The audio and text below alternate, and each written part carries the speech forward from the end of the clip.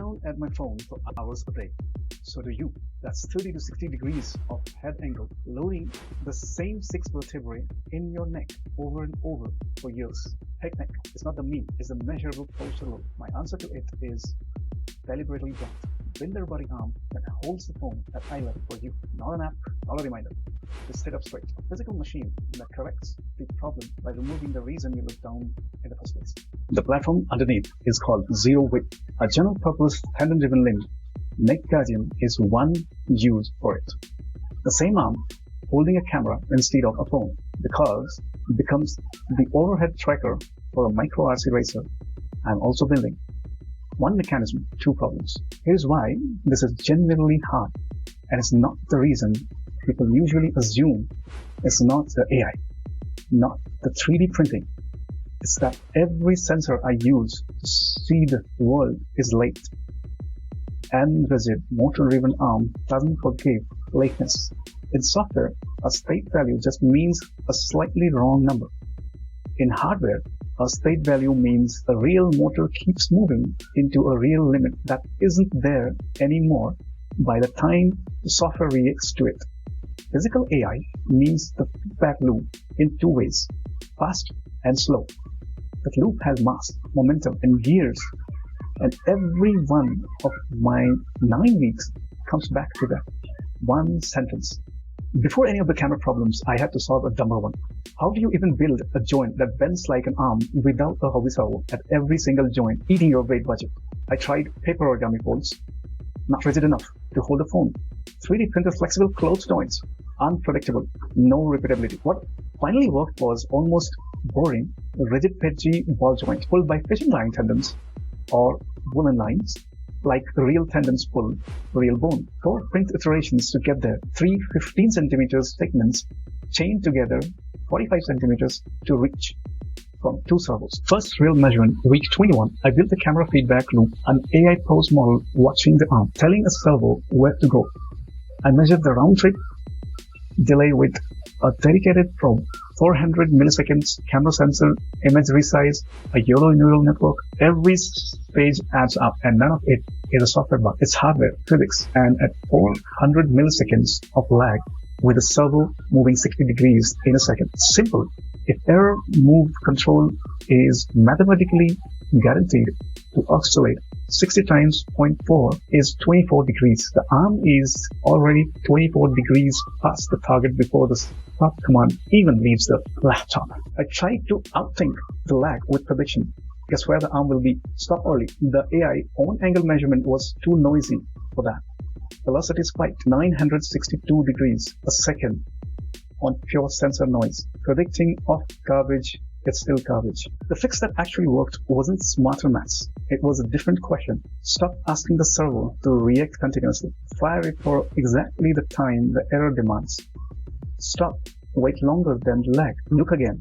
It converges. Not smooth, but it holds. Then the AI went blind by moment the arm stopped moving. It had only ever been shown a moving arm, 50 training images, 0 of it holding still. A fix was almost insultingly simple. 30 new photos of the arm just sitting there. Fine-tuned, done. Not a bigger model, just the data was missing. Week 26, I tried something bigger. Instead of band tuning a controller against a delay I couldn't outthink, I let the reinforcement learning agent learn its own policy. Train in simulation, then handed the real arm to learn it has to explore, which means occasionally doing the wrong thing on purpose. And there's the mistake that was entirely mine. Every safety check I would written lived in a software, watching the same camera. The camera is 400 milliseconds late, and it goes blind in exactly the pose that sits against the mechanical limit. So when the agent drove full speed into the hard stop, the guard that was supposed to catch it never fired. It sat there and ground the teeth of its own servo. It didn't misbehave. It exactly what I rewarded it to do. It just found that one blind spot in my own logic and that lived there, resulting the damaged servo. The fix wasn't clever or algorithm. It was a physical switch, a micro switch at each end of the travel, wired straight to the motor controller, no camera, no AI, anywhere in the circuit. When it's pressed, the firmware arm simply refuses to drive further. I redesigned the arm's extremities in code, OpenSCAD, so the switch mount and the failsafe were baked into the geometry itself, not bolted on after. But when I asked an AI to help design the next part, the tendon-spool with a continuous helical thread and tight servo tolerance, it completely missed the geometry it produced, didn't understand material tension, the spatial understanding, didn't understand how the two solid parts actually occupy space at the same time. I went back to FreeCAD and built it by hand, sketch by sketch. AI is fantastic for pilot, for code. It still runs into a wall on real spatial reasoning. 1 week later, I gave it one more chance, a new vertebra segment for the neck chain, and this time it nailed the joint clearance and the tendon sprouting on the first try. Looking at what it generated actually sparked an idea of my own. Modify its routing channel to cut frictions at extreme bend angles. That is the actual right way to use this tool, not a replacement for the engineer, a sounding board that hands you baseline good enough to improve. Then I tried to simulate the full 11 segment spine, and native CAD kinematics just choked, locked up the machine. So I used AI again for what it actually good at, maths, not shape. Together, we coded the custom inverse-kinematics solver in Python, assumes the spine bends as one constant arc, used an optimizer to solve for the bend angle that reaches any target point, and hard codes the real mechanics limit. 25 degrees per joint straight into the max, so the simulation can never ask for a bend the plastic can't survive. So here is where this actually is not finished, not close. The core control problem, holding the arm steady against the camera, that's always a little late, still isn't fully solved end to end. The next sprint has to happen. Before that, a simulation is needed. The guarding rig has to be rebuilt, and the reinforcement learning agent has to get a second shot to hardware that physically can't let it destroy itself this time. I'm not going to pretend that's a small remaining step.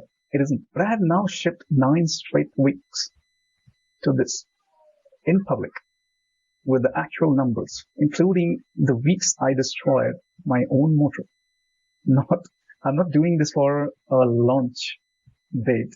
I am doing it because I would rather spend a year getting genuinely good at building physical intelligence than fake a finished demo in a month or two. The process is a point. If the arm works perfectly next month, great. If it takes another year, but still the same project, still the same log, still moving forward. One measurement, one measured failure at a time. The consistency is the actual bet I am making, and it's not the only part of it. I can promise you in advance. If you want the unfiltered version of this, the failed prints, the destroyed servo, the week that didn't work, that's a whole channel. New episode every week. Real numbers, no polish over the parts that's broke. Subscribe if you want to watch a hard problem get solved slowly, in public, instead of announced finish.